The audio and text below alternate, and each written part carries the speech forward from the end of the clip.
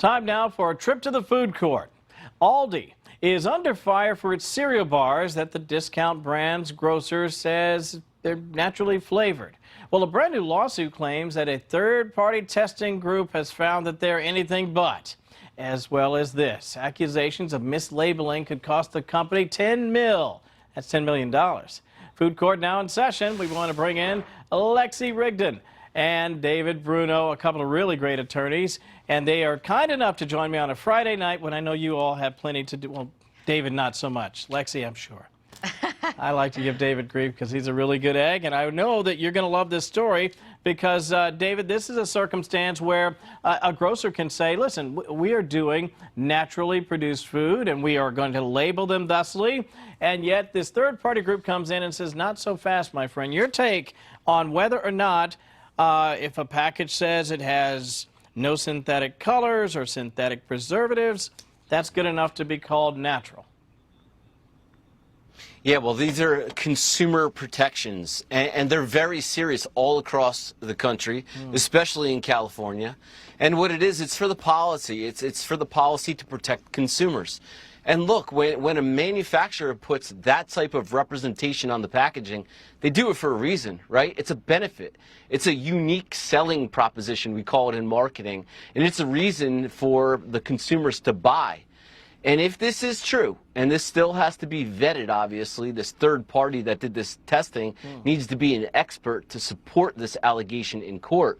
But if true, it goes against what the representations have been to the consumers, and I do believe that it could be a problem for the retail giant if, in fact, they have these products that do not meet the representations on the marketing. Lexi, David makes a strong point. The fact is, it could cost them millions of dollars if they're playing a little sleight of hand with their definition of natural. What say you?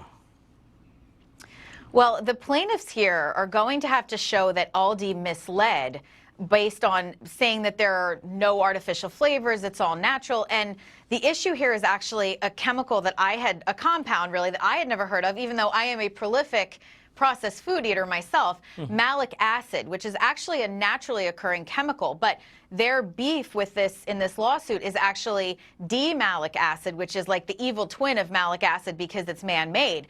And so their claim is that by using this man-made chemical, they can't say that these cereal bars are all natural, aren't artificial, but it's actually really fact-sensitive. And I feel really badly for whatever jury has to sit on this case because the chemistry of this food science is actually like really confusing. But ultimately, in other cases, this has happened a lot. A lot of companies have been sued for this, including Coca-Cola, Publix, some big companies. And Coca-Cola, the suit actually got thrown out because it turned on whether the D-malic acid was being used as a flavor enhancer versus actually creating the flavor. So we're tap dancing on the head of a pin a bit, but it's a really fact-sensitive issue. And I thought that this was a pretty compelling case for the plaintiffs until I started looking into it. And some high-profile companies have actually had these cases tossed out. Well, the things you learn, you walk into the day on your job and you learn about malic acid. Right. Okay, here's the thing. We've got about 15 seconds for both of you. I want to get your take on this other case here, David. Sometimes I always wonder if they're saying this is on sale, and it's not really on sale. Tell the folks at home what we're talking about here. Yeah, we're in the same conversation about a retailer putting something on sale, but also increasing the prices, and then basically saying, hey, it's on sale, but the profit margin is just about the same. You know, I see it's a questionable problem for sure. It shouldn't be happening, but I don't see it as consumer fraud like I did the first case. So we'll have to see what Lexi thinks. Lexi, Safeway's going to have their hands full with people saying, wait, what's going on with that? Your thoughts, 15 seconds.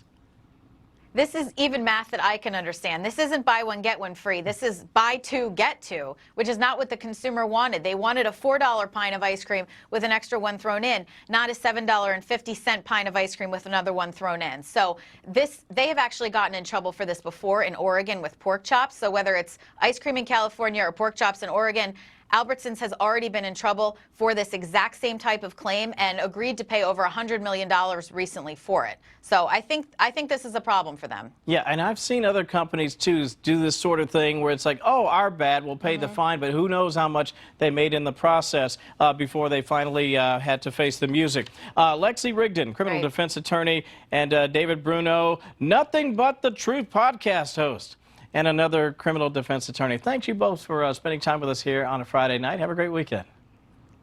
Thanks, Kevin. Always a pleasure. You too, Kevin. Appreciate that, buddy. Coming up.